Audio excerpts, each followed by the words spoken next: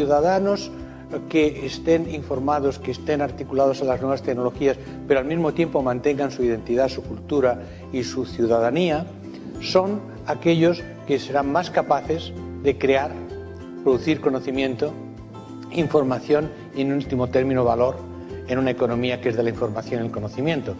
Bueno, yo la verdad discutiría el concepto de sociedad virtual, sociedad real. Creo que la virtualidad en la que vivimos es una de las dimensiones fundamentales de nuestra realidad. O sea, vivimos con Internet. No vivimos en Internet o para Internet, pero con Internet.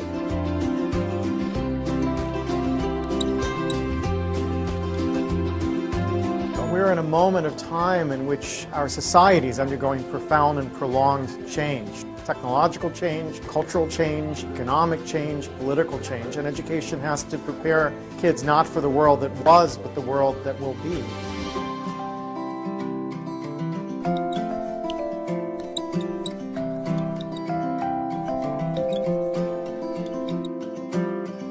And human resources are like natural resources. They're often buried deep. You have to go looking for them. They're not just lying around on the surface. You have to create the circumstances where they show themselves. And you might imagine education would be the way that happens, but too often it's not. Every education system in the world is being reformed at the moment, and it's not enough. What we need, and the word's been used many times during the course of the past few days, is not evolution, but a revolution in education. This has to be transformed into something else. And the reason so many people are opting out of education is because it doesn't feed their spirit. It doesn't feed their energy or their passion. So I think we have to change metaphors. We have to go from what is essentially an industrial model of education, a manufacturing model, which is based on linearity and conformity and batching people.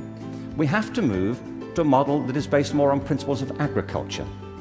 We have to recognize that human flourishing is not a mechanical process, it's an organic process.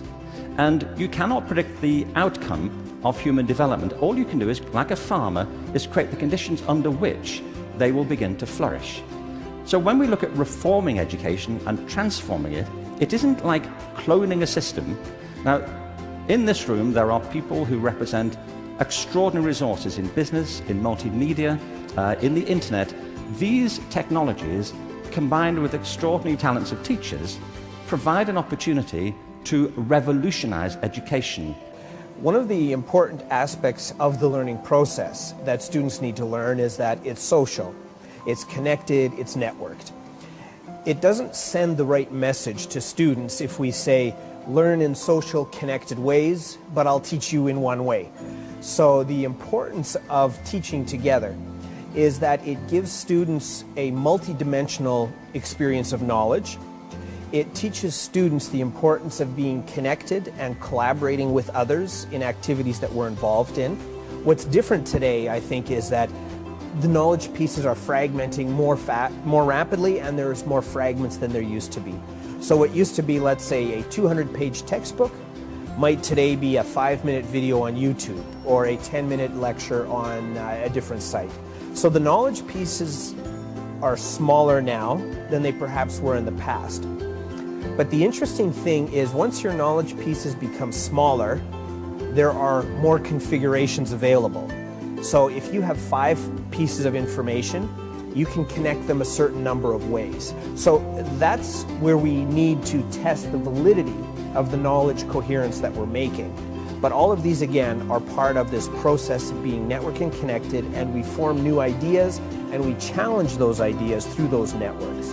In a classroom, you can have students start playing with video recordings and remixing videos, and you can teach them how to begin to learn or function in a social network that maybe includes students from other cities. Now, none of these things mean you have to change your curriculum yet. These are all systems that allow you to change the teaching and learning process. Hello, my name is Judy Harris.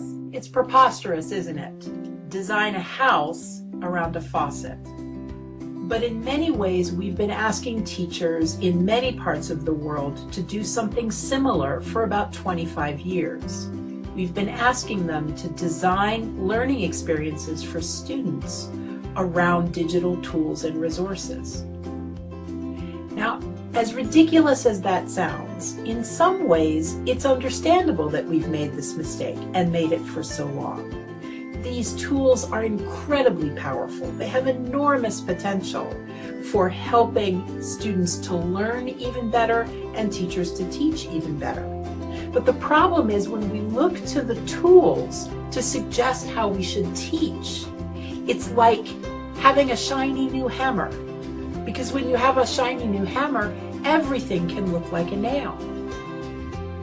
Another way to say this is that the tail wags the dog.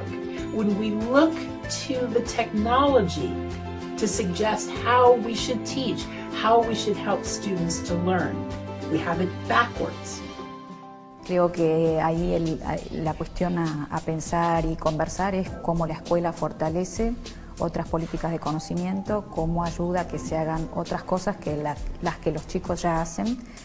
Los chicos usan mucho las netbooks para entretenerse, para comunicarse, navegar con las cosas que les interesan, y eso está muy bien. Me parece que la escuela tiene que ayudar a ampliar sus horizontes con otras búsquedas, entendiendo mejor qué es lo que hay atrás de los buscadores, por ejemplo, qué otro tipo de producciones se pueden hacer. Si yo hago, no sé, un remix, hago un video, bueno, cómo ese video puede dialogar con otras producciones culturales, cómo puede dialogar también con las disciplinas de la escuela, bueno, cómo la historia, la sociología, la economía, la geografía me ayudan a pensar mejor el mundo en el que vivo, o el mundo natural también.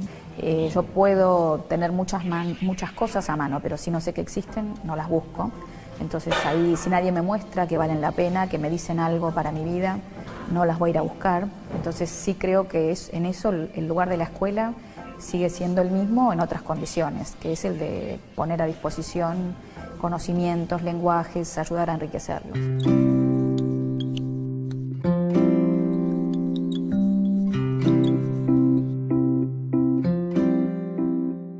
Traditionally think about the distinction between formal and informal education, what happens in schools and what happens other places. I think increasingly we need to see these things in a relationship to each other and to rethink school activities in relationship to what's happening in these other environments, and in the other direction, for the schools to bring experiences and learning that takes place in these other environments into the classroom and into the school, especially for high school students and adolescents. The idea of a wheel with spokes, with the school is the hub of the wheel, and the spokes connect that hub to these other learning environments.